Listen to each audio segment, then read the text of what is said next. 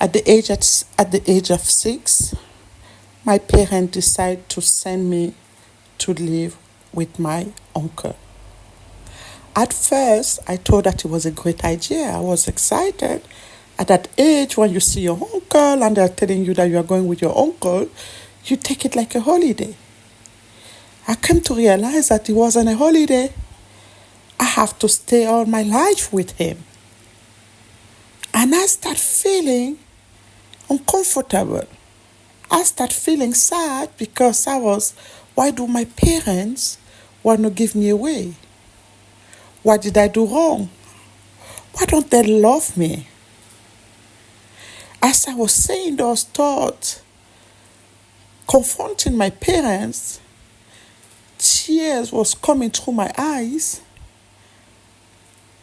and my mom assured me that my uncle will look after me, will take care of me. He's my dad now. You're gonna be fine. You don't have nothing to worry about. I'm gonna come and visit you. You're gonna be a big sister now. Because from the country and the tribe I come from, some family take their children to give to their relative that just got married as a gift. I know it may sound a bit weird, but for them, they feel very proud to do so. A young couple that just get married, they have already a child at the age that doesn't need to be changing pampers anymore to look after their children to come. My parents ended up convincing me that that was a good idea for me to go and live with my uncle. So my excitement come back. We arrived to my uncle's city. I was really excited to see a brand new home. My auntie, meaning my uncle's wife, was so excited to welcome me into her house. Of course, she just got married and she just inherited a 6-year-old daughter. But what I didn't know that time is as my parent gave me away to my uncle, my aunt got sent in a marriage with her own brother. The difference was I was 6-year-old and he was around 28, 30 years old. So the difference of the age was really, really important as the perspective of a young girl that I was. But I was surprised because the house just have 2 bedrooms. 1 bedroom belonged to my uncle and the wife. The other bedroom, in my little head, I was like, where is uncle gonna sleep? Because as they introduced this, my aunt brother to me this is Uncle, we're going to call him Uncle René. He's going to be living with us. So I was like, where's Uncle René room? That didn't last long. That thought, as they were introducing me, this is your room and Uncle René. This is Uncle René bed, a double size bed. And this is your own bed. And I saw a single bed. In that room was a tiny indoor cooker gas. As in my uncle's house, the actual kitchen was outdoor. So my uncle, we're going to call it Uncle Jean to make a difference between Uncle Jean and Uncle René. Uncle Jean was my mother brother, and Uncle René was my aunt brother. So Uncle Jean, to make it easier to my mom, to his wife, put her a cooker indoor so at night she doesn't have to go out without electricity, so she can just quickly warm the food. In that period, it was already very posh to be able for some people to give that comfort to their wife. So as I grow up without any right to watch movies where two people are kissing each other or making love to each other, so I didn't have any knowledge when it came to sex love, sex life. What does that mean? Because every time we're going to watch a TV and that pop up, we have to shut our eyes down not to see because it was forbidden. So days pass by, months pass by, Uncle René and me sleeping in the same room. He's developing a habit after just a couple of weeks sleeping together to start coming into my bed. When I say couple of weeks, I'm not even talking about a month. It was exactly after 2 weeks and a half. During the night, I saw a huge, tall shadow just standing up right there in front of my bed. I was deep asleep. And I had that feeling that made me jump out of my sleep and saw him standing there. As he realized that I was waking up, I can see him bend on my level as he started putting one knee in the bed, the second knee across me, and I wasn't understanding what was going on. I didn't know if you're going to get scared or not, because as he was taking that position, he was whispering in my ears, saying that I have to do that. You cannot scream, because if you scream, your mother gonna die. They put me here to make sure that your mother live longer. So I did not have any other choice to say silence, because I didn't want my mother to die.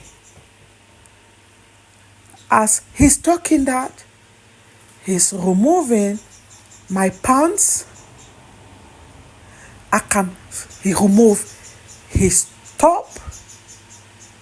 He removed his shirt. That's how confident he was. And I still didn't know what he was planning to do. And knowing that my uncle's room was just next to us,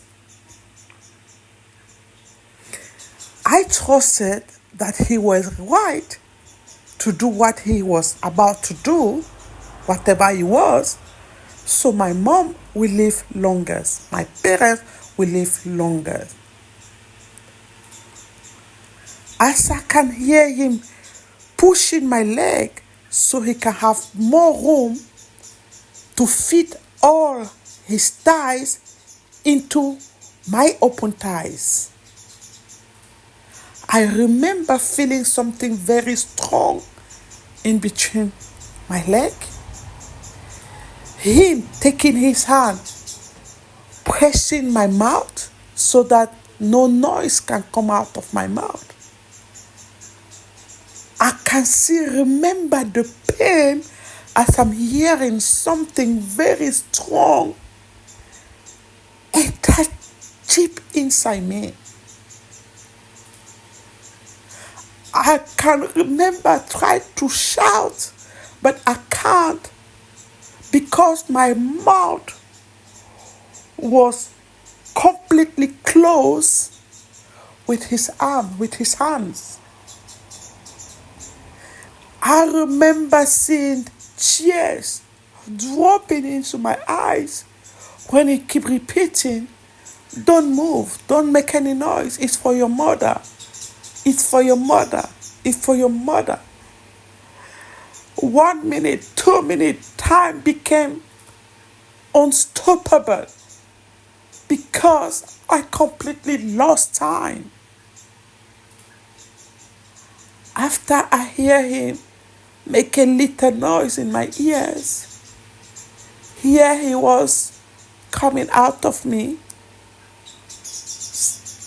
sitting in the bed next to me after pushing my leg, start wearing his pants, then wearing his short, and then taking his t-shirt on top of him.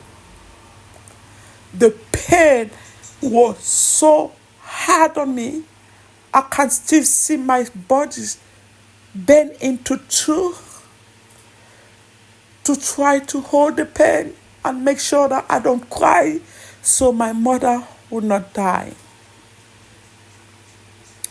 That moment, I can't explain what I felt. I felt like something broken on me. I felt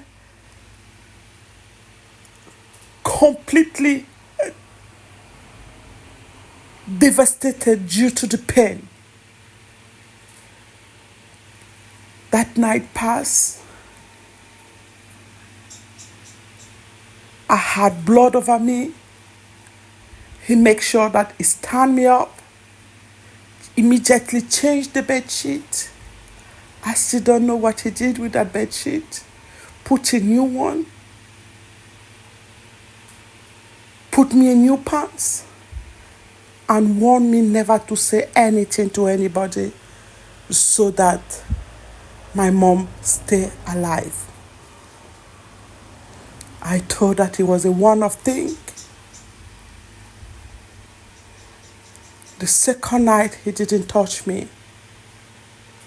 Probably because he realized that I wasn't walk straight. What surprised me is my aunt saw me walking the next day, a bit funny, but didn't ask anything. Or I don't remember what excuse I gave. One night passed, 2 nights passed. The 3rd night, he started the whole process again. And then from that moment, it became every single night. After a month, the door opened. It was very dark everywhere. My aunt is standing right there in front of the door because she have the habit to come and wake me up because the house did not have any indoor toilet. So she had to wake me up to take me out because there's no electricity outside and the toilet are very down the hill. And for me not to wee in bed, she had that orbit to come and wake me up, take me to the toilet with a lamp. So that night, She opened the door.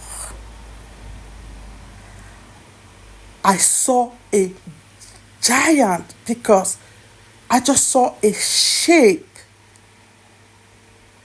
with the reflect of the lamp that was making her having a huge shadow. And that shadow was reflecting of Uncle Rene on top of me. The shadow was going across my skin, making it look like a horrible things happening in the room. On my biggest surprise, my aunt just said, Renee, what are you doing? Come down off her. Renee just came out of me, sat down to the bed on the usual position he always take. Quietly, he wear his pants, his trouser, his top, and jump into his bed. My auntie did not say a word to me, and she held my hands.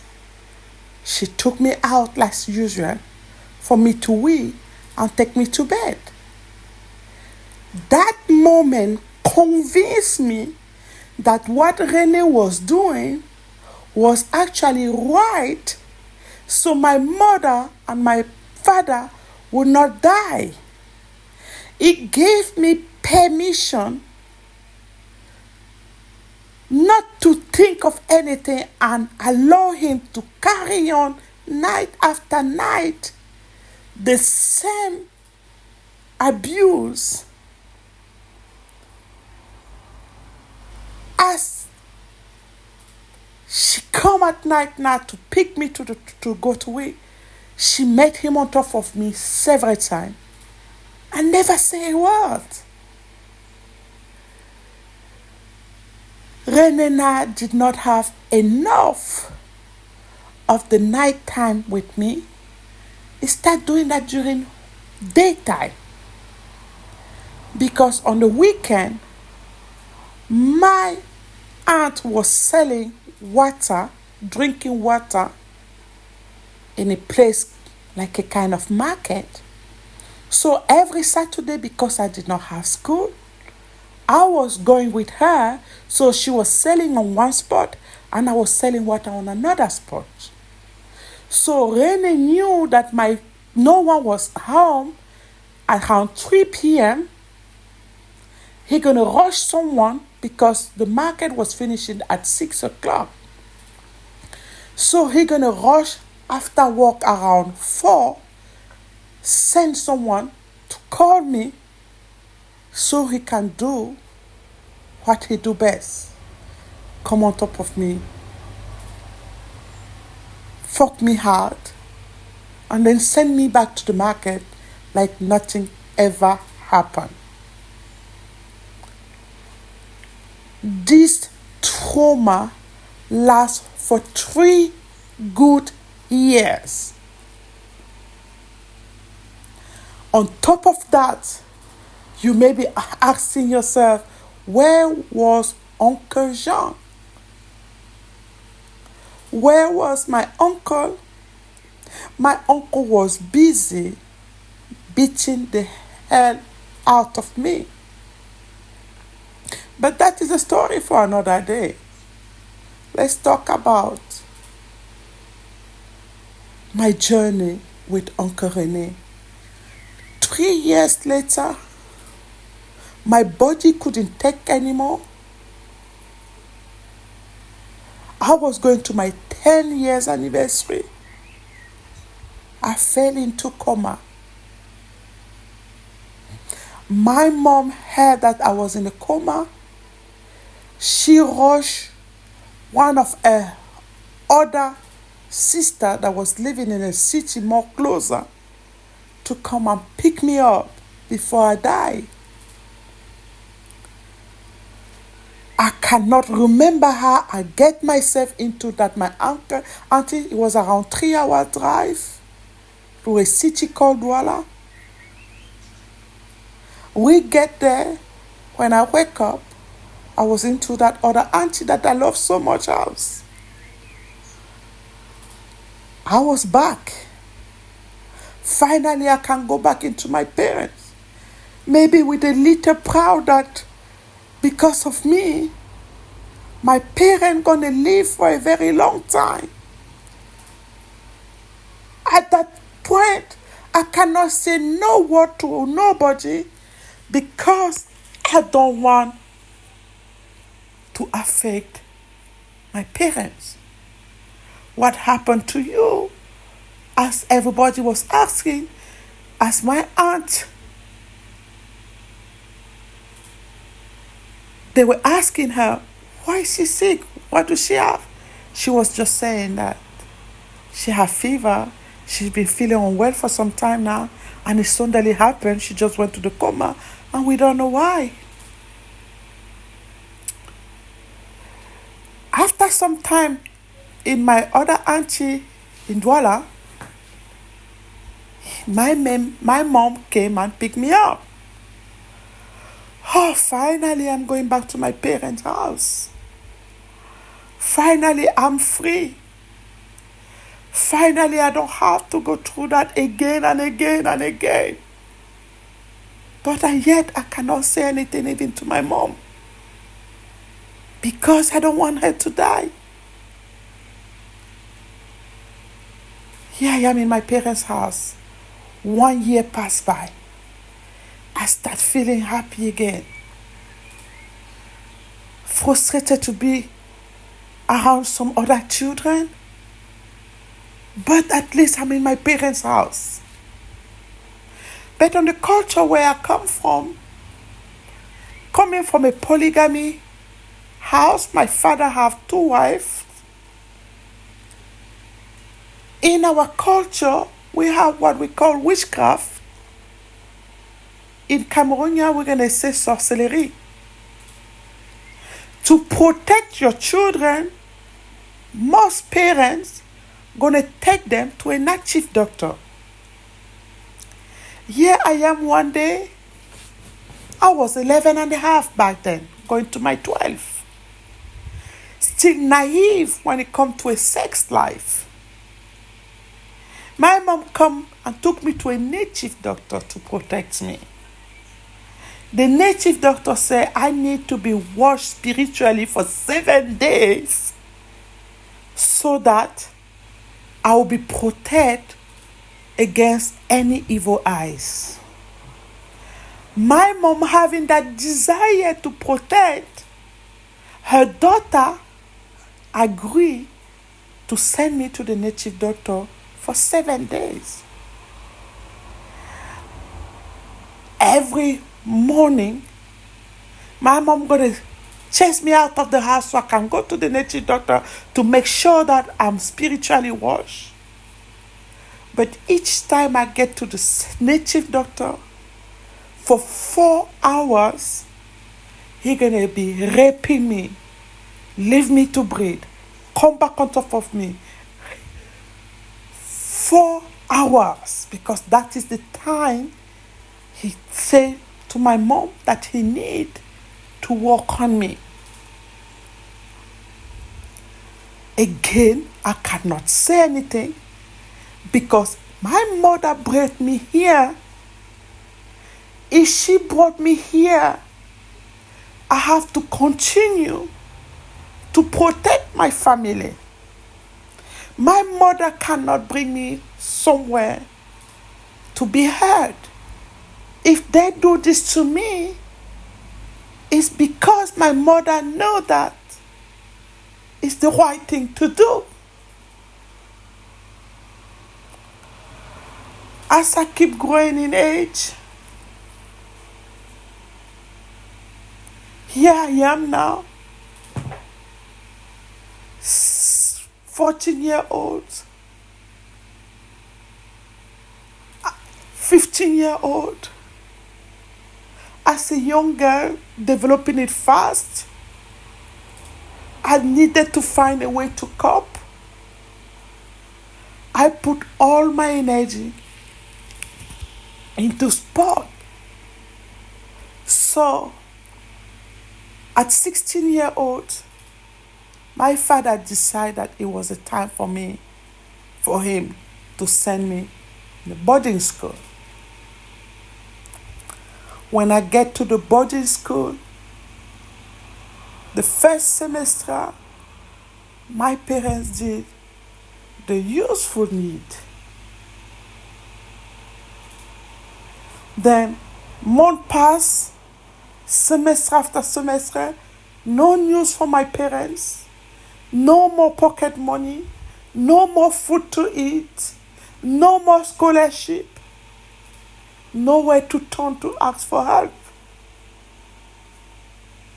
Here I am, I developed this mature body. Every time I come to the classroom, my teacher gonna kick me out of the school because the day prior to that, they're gonna want to sleep with me.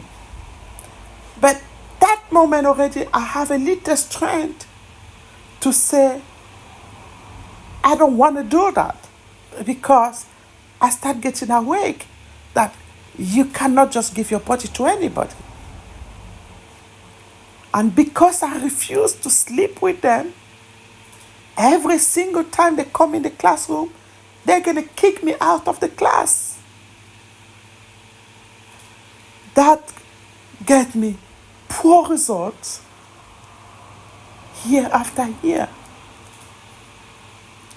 Here I am, I need to find a way to survive in the boarding school without the support of my parents. I find this Samaritan, I'll call him like this for now. I'm 17. He's 50 plus. Start dating me. I saw a way out. He took me to a nice restaurant. I'm excited. Give me some alcohol because by that time I started drinking. I was drinking, so I'm going to feel happy.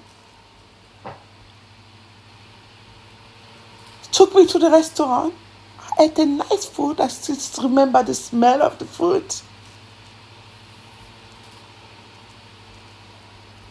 He took me to a nice hotel, very far, far away from my boarding school. Get to the hotel, put yourself completely naked. But I had the courage to say, I can't. After any argument, I survived to get away with it. I told her that was it. Every single person, man in my entourage, all what they need from me is to rape me, to make love to me. I get to a point where I didn't know what to do.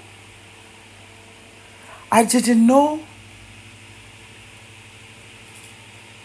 what was happening.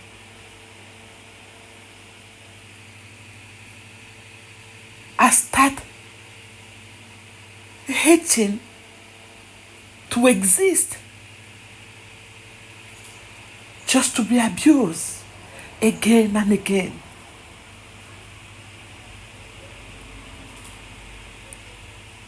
And I start to understand that I need to bury that deep inside so no one ever know.